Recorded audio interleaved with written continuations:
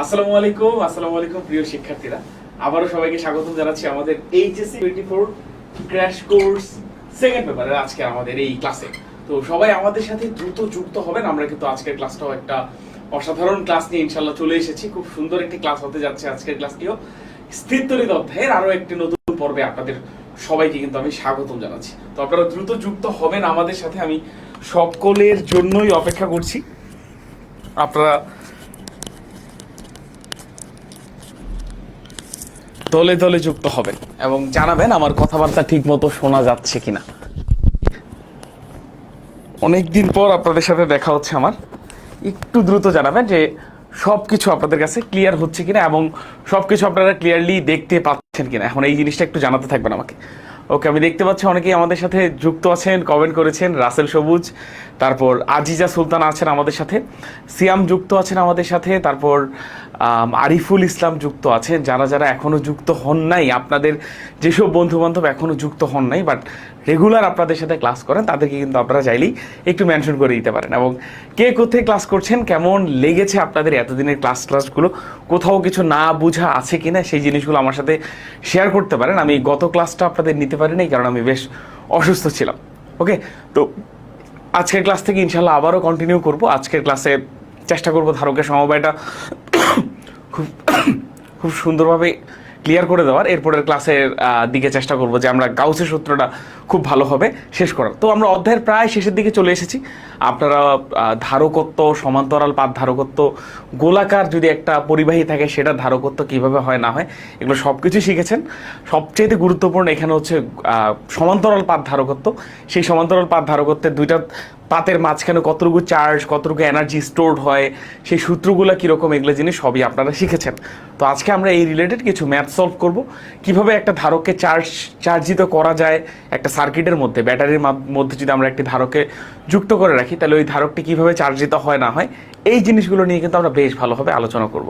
ঠিক আছে ভাই, আপনি কি খুবই কষ্টে আছেন নাকি বলেছেন সায়েদ উষা ইমান? কেন ভাইয়া, কি দেখে মনে হলো এরকম? এটা একটু জানাবেন তো, আমি আপনার কমেন্টের অপেক্ষায় রইলাম। এই সেম জিনিসটার অ্যান্সার এবার জানাবেন, কি দেখে মনে হলো যে অনেক কষ্টে আছি। একদমই কষ্ট নেই, আলহামদুলিল্লাহ বেশ ভালো আছি আমি। জাস্ট আমার এই শরীর একটু খারাপ ছিল, লাস্ট কয়েকদিন বেশ টানা 5-6 দিনের মতো জ্বর ছিল আমার, এখন অনেক বেশি কাশি, এইটাই সমস্যা। জাস্ট আপনার শরীরের কি অবস্থা বলেছে মেহেদি? হ্যাঁ, এখন শরীর বেশ ভালো আছে, জাস্ট কাশি এখন অনেক বেশি আর কি। এটাই ইনশাল্লাহ সুস্থ হয়ে যাবো আরও 2-1 দিনের মধ্যেই। রাকিব হাসান বলেছে দিনাজপুর থেকে আছেন আমাদের সাথে, মিম আছেন আমাদের সাথে, সালাম দিয়েছেন। ওয়ালাইকুম আসসালাম। যারা আমাদের সাথে যুক্ত হয়েছেন সবাইকে আমি সালাম দিতে চাই, আসসালামু আলাইকুম, আদাব। ভাই আমাদের অধ্যায় শেষে সিকিউ এমসিকিউ ক্লাস দরকার। ওকে, এই ব্যাপারটা আসলে একটা সুন্দর একটা জিনিস যে আমরা কিন্তু অধ্যায়ের মধ্যেই সিকিউ সলভ করার মতো এনাফ ম্যাথ আমরা সলভ করাই। তারপরেও আপনাদের একটু হলো রিভিশন দরকার হয়, সেক্ষেত্রে কিন্তু আমাকে জানাতে পারেন। তবে এই জিনিসটাও একটু দ্রুত করা লাগবে। ওকে, নেটওয়ার্ক কোনো ইস্যু? ওকে, নো সিগন্যাল বলেছিলেন মাঝখানে। আচ্ছা, সিদরাতুল মুনতাহা, মাহিয়া মুনাম নোভাইন, তারপর হচ্ছে সমাপ্তি সাহা, সবাই বলেছিলেন নো সিগন্যাল। এখন ঠিক থাকার কথা। নো সিগন্যাল, মাঝখানে একটু নেটওয়ার্কের একটু সমস্যা ছিল আমাদের, বাট আমরা সেই জিনিসটা অলরেডি ওভারকাম করেছি। এখন বলুন সব ঠিকঠাক আছে কিনা। যদি সব ঠিকঠাক থাকে তাহলে আমাকে একটু কমেন্ট করবেন, এই কমেন্টটা ক্লিয়ার, ওকে, বা অল ক্লিয়ার এখন কমেন্ট করতে পারেন। এই জিনিসটা একটু দ্রুত কমেন্ট করা লাগবে, দ্রুত। আমরা খুব বেশি সময় নিব না, আর এদিকে আমরা সব কিছুই এখন ধীরে ধীরে পড়ানো শুরু করে ফেলবো। ওকে, তো আমাকে একটু সবাই কমেন্ট করুন যে সব কিছু আমার কথা শোনা যাচ্ছে কিনা, আমাকে ঠিকঠাকভাবে দেখা যাচ্ছে কিনা, বোর্ডে থাকা সকল লেখা দেখা যাচ্ছে কিনা, এগুলো সব কিছু জানানোর জন্য একটা কমেন্টই যথেষ্ট, সেটা হচ্ছে অল ক্লিয়ার। ওকে, সো এই কমেন্টটা আমি সবার কাছে চাই, অল ক্লিয়ার। ওকে, অনেকেই করছে, মাহিয়া করেছে কমেন্ট, রাকিব করেছে, তারপর আশরাফুল নাহার উর্মি করেছে, আহমেদ ইজাজ কমেন্ট করেছেন, তারপর রাব্বি কমেন্ট করেছেন, তাবাসসুম একজনকে মেনশন করেছেন, ওকে, জিসান কমেন্ট করেছেন, রাওশান আলম আমাদের সাথে আছেন। তো সবাই কমেন্ট করেছেন, তার মানে আমাদের সব কিছুই মনে হয় ক্লিয়ার আছে। আর কোথাও আমরা সময় কোনোভাবেই দিব না আমরা আর কোথাওই। এখন জাস্ট আমাদের একটা ছোট্ট জায়গায় একটু সময় দেওয়া লাগবে, সেটা হচ্ছে আমাকে একটু জানাবেন কোথাও আপনাদের আগের ভাইয়া কোনো টার্গেটে স্থির থাকতে পারছি না, কি করব, সৈকত কমেন্ট করেছেন। কোনো টার্গেটে যদি স্থির থাকতে না পারেন তাহলে একটু সময় নেন, কোনো এক জায়গায় হয়তো বা 1 দিন বা 2 দিন যাই করছেন, যেই টার্গেটটি ফিক্স করছেন বা মাল্টিপল যদি টার্গেট হয়, তার আগে 1-2 দিন নিজেকে সময় দিন, আপনি একটু ঠান্ডা মাথায় চিন্তা ভাবনা করে দেন হচ্ছে আবারও টার্গেট লক করে তারপর টার্গেট ওরিয়েন্টেড পড়াশোনা শুরু করতে পারেন। ঠিক আছে? সো খুব বেশি হতাশ হওয়ার কিছু নেই। যদি খুব বেশি হতাশ হয়ে যান কোনো একটা জায়গায়, সো মাঝখানে 1-2 দিন ব্রেক নিয়ে নেবেন। ঠিক আছে? তারপর আবার পড়াশোনা শুরু করবেন, কোনো সমস্যা নাই। আর যদি তারপর কোনো সমস্যা ফেস করেন তাহলে তো আমরা আছি সবসময় আপনাদের জন্য। ওকে, এখন আমাকে একটু জানাবেন আমাদের আপনারা প্রিপেয়ার্ড আছেন কিনা। 8টায় কি ক্লাস আছে? 8টায় ক্লাস আছে কিনা এটা আমি শিওর না, আপনাদের গ্রুপে আপডেট থাকার কথা, থাকতে পারে 8টায় ক্লাস থাকতে পারে। তো আমাকে এখন একটু জানাবেন আপনারা প্রিপেয়ার্ড আছেন কিনা, এই কমেন্টটি করে দিন। প্রিপেয়ার্ড যদি থেকে থাকেন সবাই, প্রিপেয়ার্ড এই কমেন্টটি করবেন একটু সবাই, সকলেই যদি সবাই প্রিপেয়ার্ড থেকে থাকেন এই কমেন্টে একটু করে দিবেন। এবং আপনাদেরকে একটা ছোট্ট জিনিস আপনাদেরকে জানাতে চাই, সেটা হচ্ছে সব কিছু যদি আছে ক্লিয়ার হয় তাহলে আমাকে এই কমেন্টটি করবেন, ক্লিয়ার। আর যদি ফিল করে দিতে পারি সব কিছু তাহলে আমাকে একটু এই কমেন্টটি করবেন। এগুলো আপনারা সকলেই জানেন, তারপরে একবার বলে দিলাম, ক্লিয়ার অ্যান্ড ফিল্ড। ঠিক আছে? তো সকলেই একটু জানাবেন আপনারা প্রিপেয়ার্ড আছেন কিনা, দেন কিন্তু আমরা আমাদের আজকের পড়াশোনা শুরু করে ফেলবো। এবং খুব সহজ পড়াশোনা দিয়ে শুরু করব, ধীরে ধীরে আমরা ম্যাথ সলভ করব। বাট ম্যাথ সলভ সকলেই করতে পারে। কিভাবে একটি ধারক চার্জিত হয় একটি ব্যাটারির বা একটি সেলের সাথে কানেক্ট করলে, এই জিনিসটা আমি খুব ভালোভাবে আজকে আপনাদেরকে বোঝানোর চেষ্টা করব। প্রতি মুহূর্তে ধারক কীভাবে চার্জিত হয় না হয় এই জিনিসগুলো বোঝানোর চেষ্টা করব। ঠিক আছে ভাইয়া? গাণিতিক ফিজিক্স কখন থেকে পড়বো? গাণিতিক ফিজিক্স এখন থেকেই পড়তে পারেন। আর আপনি গাণিতিক ফিজিক্সের থেকেও বেশি দেখেন, আমি আপনাকে একটা জিনিস জাস্ট বলি, একটা ছোট্ট কথা আপনি জাস্ট মাথায় রাখবেন, এই জিনিসটা যদি বুঝেন তাহলে খুব ভালো হয়। একটু জাস্ট একটা জিনিস জাস্ট মাথায় রাখবেন, সেটা হচ্ছে আপনি যদি অসংখ্য জিনিসপত্র পড়েন, মানে যে জিনিসগুলো আপনার দরকার নেই, এরকম অনেক উল্টাপাল্টা জিনিসপত্র যদি পড়েন তাহলে কিন্তু খুব একটা লাভ হবে না। আপনার প্রথমে সেই রকম জিনিসপত্রই পড়া উচিত যে জিনিসগুলো পড়ে আপনার উপকৃত হবেন আপনি অনেক বেশি। সো গাণিতিক পদার্থবিজ্ঞান আমি ডিরেক্টলি রিকমেন্ড করব না। আগে আপনি যে কোনো একটা ফিজিক্স বা কেমিস্ট্রি যাই যেটারই গাণিতিক মানে গাণিতিক রসায়ন বা গাণিতিক পদার্থবিজ্ঞান যাই বলেন, সো যে কোনো একটি বই নেবেন, ওই বই কেন্দ্রিক পড়াশোনা করতে পারেন প্রথমে, যে বইয়ের সমস্ত রকম ম্যাথটা আমরা সলভ করতে পারি। তারপর আমরা অন্যান্য বইয়ের দিকে বা অন্যান্য কিছুর দিকে যাব। বা সবচেয়ে ভালো হয় একটা বই যদি আপনি ম্যাথ সব কিছু সলভ করতে পারেন, দেন আপনি ডিরেক্টলি সুইচ করবেন টেস্ট পেপার এবং প্রশ্ন ব্যাংকে। তো টেস্ট পেপার এবং প্রশ্ন ব্যাংকের দিকে যদি যান তাহলে আপনি বুঝতে পারবেন যে আপনার বোর্ড পরীক্ষায় কী ধরনের কোয়েশ্চেন আসছে বারবার, বোর্ড পরীক্ষার ট্রেন্ডটি বুঝতে পারবেন। এবং একই সাথে আপনি যখন কোয়েশ্চেন ব্যাংক সলভ করবেন তখন আপনি ভর্তি পরীক্ষার ট্রেন্ডটি বুঝতে পারবেন যে কোন ধরনের ভার্সিটি কীরকম কোয়েশ্চেন করে। সো এইভাবে করে আপনার জন্য সুবিধা হবে। আপনি গাণিতিক পদার্থবিজ্ঞানে একই টাইপের 20টা ম্যাথ করলেন, এতে আপনি খুব বেশি উপকৃত হবেন না। বরং আপনি যদি প্রশ্ন ব্যাংকের সমস্ত টাইপের ম্যাথ করেন এবং আপনার হচ্ছে টেস্ট পেপারের সমস্ত টাইপের ম্যাথ করেন, এটা আপনাকে অনেক বেশি উপকৃত করবে। ওকে, সো আমরা ইফেক্টিভ পড়াশোনার দিকে বেশি মনোযোগী হব। ইফেক্টিভ পড়াশোনা, আপনি সারাদিন ধরে পড়তেছেন, 24 ঘন্টা পড়তেছেন, ইফেক্টিভ পড়াশোনা যদি না দেন তাহলে কিন্তু দিন শেষে ক্ষতি হবে। সো আমরা গাণিতিক পদার্থবিজ্ঞান কিনেই একটা অধ্যায়ের, ধরুন কোনো একটা অধ্যায়ের 400 ম্যাথ আছে, ওই অধ্যায়টা 400 ম্যাথ পড়লাম, এরপরে 2-4-5টা অধ্যায়ের জন্য কোনো ম্যাথই করতে পারলাম না, সময় পেলাম না, এটা কিন্তু ভালো না। তার থেকে আমরা 400 ম্যাথ করবো না, আমরা একটা বই টার্গেট করবো, ওই বইয়ের যত ম্যাথ আছে সেই ম্যাথগুলো সলভ করবো। ওকে, ওইটা যদি হয়ে যায় দেন ওই অধ্যায় রিলেটেড আমরা টেস্ট পেপার এবং প্রশ্ন ব্যাংক সলভ করার চেষ্টা করবো। ওকে, তো এই হচ্ছে মোটামুটি ঘটনা, আশা করি আপনারা বুঝেছেন। ওকে, তাহলে আমরা আর মনে হয় কোথাও সময় দিব না একদমই। সো আমরা ডিরেক্টলি আজকে আমাদের চলে যাই হচ্ছে ধারকের সমবায়ে। ওকে, সো ধারক আশা করছি আপনারা সকলেই বুঝেন।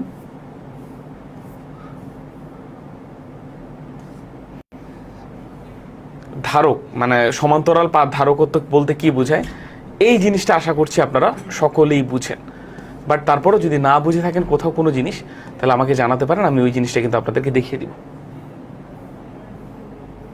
ওকে, সো আমরা সবার প্রথমে যে জিনিসটা পড়ছি সেটা হচ্ছে ধারকের সমবায়।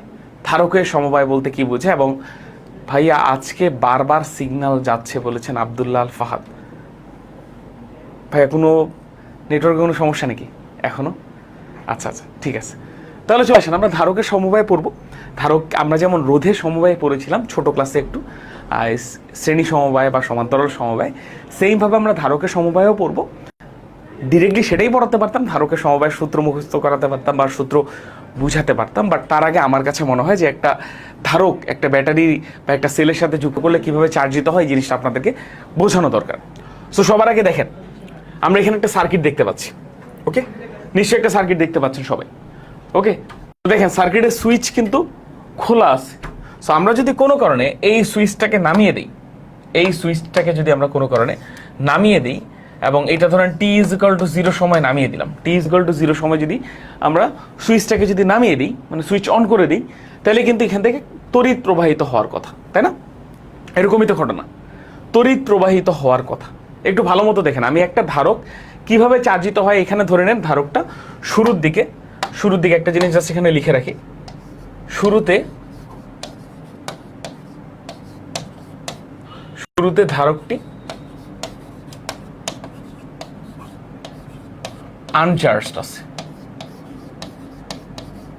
বা চার্জিত নেই। শুরুতে ধারকটির মধ্যে কত চার্জ আছে বলেন? ধারকের মধ্যে তো চার্জ জমা হয়। সো শুরুতে ধারকটির মধ্যে কোনো চার্জই নেই। তাহলে ঘটনা কি ঘটবে দেখেন ব্যাপারটা, আমরা যখনই t=0 সময় সুইচ অন করে দিব, সো সাথে সাথে একটা কারেন্ট উৎপন্ন হওয়ার একটা প্রবাবিলিটি থাকতে পারে। আর আরেকটা জিনিস আমি আপনাদেরকে একটা ছোট্ট জিনিস বুঝিয়ে বলি, এই জিনিসটা এগুলো আপনারা জানেন কিনা আমি জানি না, যদি না জেনে থাকেন তাহলে এখন একটু বুঝে নেবেন। দেখেন এইগুলা জিনিস একটু বোঝা লাগবে আপনার। ধরে নেন হচ্ছে এই হচ্ছে একটা রোদ, এই হচ্ছে একটা রোদ, এটা তো রোদ সবাই বুঝেন। রোদের দুই প্রান্তে এই হচ্ছে একটা তার, ঠিক আছে, এই হচ্ছে একটা তার। সো রোদের মধ্য দিয়ে কোনো কারণে যদি তড়িৎ যায়, এই যে তড়িৎ মানে কি আই, রোদের মধ্য দিয়ে কি গেল? তড়িৎ গেল। ভালো মতো বুঝবেন এই জিনিসগুলো, একটু ভালো মতো আমাদের বোঝা লাগবে, ঠিক আছে? রোদের মধ্য দিয়ে যদি কোনো কারণে তড়িৎ যায়, সো তড়িৎ যদি যায় একটু দেখেন এই ভালো মতো এই জিনিসটা একটু বুঝবেন। রোদ বলতে কি বোঝায় জানেন? ফ্যান, লাইট, এইসব জিনিস। তো রোদ কি দ্বারা চলে? রোদ কি দ্বারা চলে এই জিনিসটা যদি আপনাদেরকে প্রশ্ন করি, রোদ হচ্ছে মেইনলি বিভব শক্তি বা ইলেকট্রনের বয়ে আনা আপনার হচ্ছে ইলেকট্রিক্যাল এনার্জি দিয়ে চলে। সো আপনি ইলেকট্রিক্যাল এনার্জি বা বিভব শক্তি এগুলোকে বিভব দ্বারা আপাতত কনসিডার করেন, কারণ একক চার্জ কতটুকু বিভব নিয়ে বেড়াচ্ছে এটাকে আমরা বলি বিভব শক্তি। সো আপাতত জাস্ট একটা জিনিস বুঝেন, এই রোদটা ধরেন বিভব দিয়ে চলবে, বিভব। সো তারের এই পয়েন্টে যদি বিভব হয় VA, যদি বিভব হয় VA, তারের এই পয়েন্টে যদি বিভব হয় VA, তাহলে তারের এই পয়েন্টে এসে বিভব কি বাড়বে নাকি কমবে বলুন তো? জাস্ট একটা জিনিস ভালো মতো বুঝবেন, একটা রোদ, যে কোনো রোধের যদি আমরা কথা বলি, রোদ বলতে আমরা বুঝবো হচ্ছে ফ্যান, লাইট। সো আমি একটু চলতরিতে পড়াশোনা করতেছি, যদিও এটা ইসি তড়িৎ, বা চলতরিতে কিছু জ্ঞান আমাদের থাকা লাগবে। সো রোদ বলতে ফ্যান আর লাইট যে আছে, ফ্যানের মধ্য দিয়ে যখন কারেন্ট যায়, তখন আমাকে বলেন তো রোধের এই প্রান্তে এসে এই পাশে এসে আই এর মানটা কি আই থাকবে নাকি আই প্রাইম হয়ে যাবে? আমাকে জাস্ট এই অপশনটা বলুন, আমি দুটো অপশন দিচ্ছি আপনাদেরকে, এখানে বলুন I= কি আই প্রাইম হবে নাকি হচ্ছে আই এর মানটা আই প্রাইমের থেকে বড় হবে? বলুন তো কোনটা হবে, এ নাকি বি? আই এর মানটা কি বাড়বে নাকি কমবে? আই, একটা রোধের মধ্য দিয়ে যখন তড়িৎ যাবে তখন তড়িতের মানটা কি কমে যাবে নাকি বাড়বে নাকি সমানই থাকবে? এ হবে নাকি বি হবে? সকলেই অ্যান্সার করুন, সকলেই। আমি জাস্ট দেখতে পাচ্ছি আপনাদের 9-10-এর কতটুকু বেসিক ক্লিয়ার আছে। যদি ক্লিয়ার না থাকে কোথাও বেসিক, এটা নিয়ে ভয় পাওয়ার কিছু নেই, আমি ক্লিয়ার করে দেব, কোনো সমস্যা নেই। সো মালিক বলেছেন এ, শিলন বলেছেন বি, মিসবা বলেছেন বি, হ্যাঁ অনেকেই বি বলছেন, তারপর হচ্ছে ইভাও বলেছেন বি, মানে হচ্ছে আই এর মানটা অবশ্যই আই প্রাইমের থেকে বড় হবে, এটা অবশ্যই একটা সেন্স মেক করে। মিসবা বলেছেন, সামি বলেছেন বি, জুয়েল রানা আক্তার হোসেন বলেছেন এ, চারানো সৌরভ বলেছেন এ। আরও বাকিরাও একটা অ্যান্সার করার ট্রাই করুন। দেখুন এটা ভুল করুন আর সঠিক করুন, কোনো বিষয় না, আমরা শিখবো। তারপর আরজুমান আরা লাবণ্য বলেছেন এ, না উনি বলেছেন বি। সৈকত বলেছেন সমান থাকবে, রাব্বি বলেছেন বি। ঠিক আছে, বাকিরাও দেখি কতজন পারেন। বৈশাখী এ বলেছেন, নাইম বলেছেন এ। তো অনেকেই এ বলেছেন, অনেকেই বি বলেছেন। আজিজা সুলতানা কাব্যগ্রন্থ বি বলেছেন। তারপর হচ্ছে হ্যাঁ আরও দেখতে পাচ্ছি আজিজা সুলতানাই বি বলেছেন, বারবার বলছেন। আদিবা শারিন বলেছেন এ, হাবিবুর রহমান বলেছেন এ, জিহাদ বলেছেন এ, সমাপ্তি সাহা বলেছেন বি। তো সঠিক উত্তর হচ্ছে এ, মানে আই এর মান কখনোই কমে না, আই এর মান কখনোই কমে না। এখন এগুলো উত্তর দিচ্ছি আমি, ধীরে ধীরে উত্তর দিব, কোনো সমস্যা নেই। যদিও এটা চলতরিতের পড়া, বাট স্থির তরিতেও তো লাগে চলতরিতের কিছু জিনিস। ইভেন সবচেয়ে বড় যেটা বিষয়, আপনারা চলতরিতে গিয়ে পড়বেন হচ্ছে কারশফের সূত্র, চলতরিতে গিয়ে পড়বেন হুইটস্টোন ব্রিজ, ওই সেম জিনিসের অ্যাপ্লিকেশন কিন্তু স্থির তরিতেও পাওয়া যায়। স্থির তরিতের একটি অ্যাডভান্স ম্যাথগুলো আমরা কারশফের সূত্র এবং হুইটস্টোন ব্রিজ সলভ করে যদি আমরা আসি, তাহলে খুব সহজে সলভ করানো যায়। তো আমি তো আপনাদেরকে এখনও কারশফের সূত্র বা হুইটস্টোন ব্রিজ পড়াই নেই, সেই অধ্যায়ে আমি ওই ধরনের জিনিসপত্র আপাতত দেখাবো না। যখন আপনারা চলতরিতগুলো পড়ে তখন আমরা এই অধ্যায়ের কিছু কিছু জিনিস চলতরিতে দেখবো, যেগুলো আমাদের ওখানে কাজে লাগবে। সো আসেন, আমি কেন দেখাচ্ছি আই এর মানটা এবং আই প্রাইমের মানটা কিন্তু সমান হবে। কিভাবে হবে এই জিনিসটা এখন আসেন, নিশ্চয়ই প্রমাণ চান আপনারা, প্রমাণ তো নিশ্চয়ই চাবেন। সো প্রমাণটাই দিচ্ছি। তো ব্যাপারটা বুঝেন, দেখেন ব্যাপারটা, আই সমান কি জানেন? আই সমান হচ্ছে তড়িৎ প্রবাহ। মানে কি তড়িৎ প্রবাহ? মানে হচ্ছে কোনো একটি পরিবাহী তারের মধ্যে একক সময়ে কি পরিমাণ চার্জ অতিক্রান্ত হচ্ছে, কি পরিমাণ চার্জ অতিক্রান্ত হচ্ছে। সো তড়িৎ প্রবাহ মানে হচ্ছে Q divided by T. Q মানে হচ্ছে চার্জ, আর টি মানে তো বুঝতেছেন সময়। একক সময়ে কতটুকু চার্জ অতিক্রান্ত হচ্ছে সেটাকে আমরা বলি হচ্ছে তড়িৎ প্রবাহ। আবার চার্জ কি দ্বারা গঠিত হয় আমাকে একটা জিনিস বলুন। যে কোনো একটা পরিবাহী তারের মধ্য দিয়ে যে চার্জ যায়, চার্জ বলতে কি বোঝায়? ইলেকট্রনের প্রবাহ না? সো কিউ বলতে এখানে বোঝাচ্ছি এন সংখ্যক ইলেকট্রন। সো কিউ বলতে বোঝাচ্ছি এন ই, টি মানে তো টি। সো আই এর একটা সূত্র আমরা লিখতে পারি Q divided by T, N E divided by T. এই সূত্রটা কি সকলেই বুঝেছেন? রাওশানি আলম বলেছেন গ্রিন ইউজ করবেন না, গ্রিন ইউজ করবো না, সরি, ঠিক আছে। আপনি না বুঝতে পারলে কোনো সমস্যা নেই, ব্ল্যাক স্লাইডে গ্রিন ইউজ করে একটু সুবিধা পাওয়া যায়, তো আমি হোয়াইটেও ইউজ করে দেখলাম যে আপনাদের সুবিধা হচ্ছে কিনা। আচ্ছা হ্যাঁ, আপাতত শর্ট সিলেবাস অধ্যায়গুলোই শেষ করি আমরা, আর যদি সময় পাবো তাহলে এর বাইরেও ফুল সিলেবাসও ট্রাই করবো পড়ানোর। তো আমাকে আগে বলুন এইটুকু বুঝেছেন কিনা? আই সমান Q by T, N E divided by T. একটা পরিবাহী তারের মধ্য দিয়ে এন সংখ্যক ইলেকট্রন কত সেকেন্ডের মধ্যে যাচ্ছে সেটাকে আমরা বলি তড়িৎ প্রবাহ। একক সেকেন্ডে কতগুলো ইলেকট্রন প্রবাহিত হচ্ছে কোনো তারের মধ্য দিয়ে সেটাকে আমরা বলি হচ্ছে তড়িৎ প্রবাহ। বুঝে গেছে? এন ই বলতে বোঝাচ্ছি এন সংখ্যক ইলেকট্রন, এন ই বলতে বোঝাচ্ছি এন সংখ্যক ইলেকট্রনের চার্জ, ঠিক আছে? এন সংখ্যক ইলেকট্রন।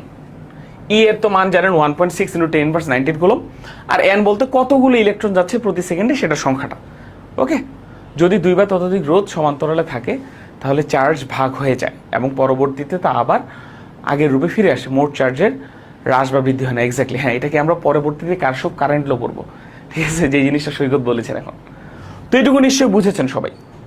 এখন দেখেন এন ই কি বলেছেন আজিজা সুলতানা? এন ই হচ্ছে এন সংখ্যক ইলেকট্রন, এন সংখ্যক ইলেকট্রনের চার্জটাকে আমরা বলবো হচ্ছে এন ই, ঠিক আছে? তো এবার দেখেন ভাইয়া, একটা জিনিস লক্ষ্য করেন, কোনো একটা তারের মধ্য দিয়ে আই যাচ্ছে, আই যাওয়া মানে কি বলেন তো? এন সংখ্যক ইলেকট্রন যাওয়া। যদিও তড়িৎ প্রবাহের ডিরেকশন এবং ইলেকট্রনের প্রবাহের ডিরেকশন আলাদা হয়, বাট আমি কোনোভাবে এগুলোকে একই ডিরেকশন আমি বোঝানোর জন্য দিচ্ছি। ওকে, জাস্ট বুঝেন, তারপর আপনি ভুলে যান। ব্যাপারটা বুঝেন, আই মানে কি? এন সংখ্যক ইলেকট্রন যাচ্ছে, তাই তো? যখন রোধ পার হবে, রোধ যখন পার হবে, তখন কি কোনোদিন এমন হওয়া উচিত যে ইলেকট্রন সংখ্যা কি কমে যাওয়া উচিত? ফ্যান কি কোনোদিন ইলেকট্রন খেয়ে ফেলে? কোনোদিন এরকম দেখছেন যে ফ্যানের মধ্যে আপনি কারেন্ট পাঠাইছেন, 2 দিন ফ্যান চালানোর পরে এসে দেখছেন ফ্যানটা ফুলে মোটা হয়ে গেছে, কারণ সে অনেক ইলেকট্রন খেয়ে ফেলছে? এরকম না, কিন্তু ফ্যান কিন্তু কখনোই ইলেকট্রন গ্রহণ করে না। সো যেটা ঘটনা, ফ্যানের মধ্যে যদি ইলেকট্রন আগে যতগুলা, মানে কারেন্ট প্রবেশের আগে যতগুলো ইলেকট্রন ঢুকছে, কারেন্ট বের হওয়ার সময় ততগুলো ইলেকট্রনই বের হয়। সো ইলেকট্রনের সংখ্যা যেহেতু কমে না, সো এখানেও আর আই প্রাইম হবে না, এটা অ্যাকচুয়ালি আইই হবে। বোঝা গেছে? সো এটা আর আই প্রাইম হবে না, এটা অ্যাকচুয়ালি আইই হবে। বোঝা গেছে বিষয়টা? এবার কি বুঝেছেন? কোনো একটা রোধের মধ্য দিয়ে তড়িৎ প্রবাহ গেলে তড়িৎ প্রবাহের মান কোনোদিন পরিবর্তন হয় না। আই তড়িৎ প্রবাহ ঢুকলে আই তড়িৎ প্রবাহই বের হয়। কারণ কি? ইলেকট্রনের সংখ্যা তো কমবে না। কোনোদিন ফ্যান তো ইলেকট্রন খেয়ে ফেলে না। তাহলে এখন প্রশ্ন আসে, তাহলে ফ্যান চলে কি দিয়ে? ভাইয়া, আমরা ফ্যানের মধ্য দিয়ে কারেন্ট পাঠাচ্ছি, কারেন্ট যতটুকু ঢুকলো, যত অ্যাম্পিয়ারে কারেন্ট ঢুকলো, তত অ্যাম্পিয়ারে কারেন্টই বের হয়ে গেল। তাইলে ফ্যানটা চললো কি দিয়ে? এটা একটা প্রশ্ন আসতে পারে। সো এইখান থেকে একটা কনসেপ্ট আসে, এটা হচ্ছে বিভব। ফ্যান চলে মেইনলি বিভব দিয়ে। বিভব বলতে কি বোঝায়? বিভব বলতে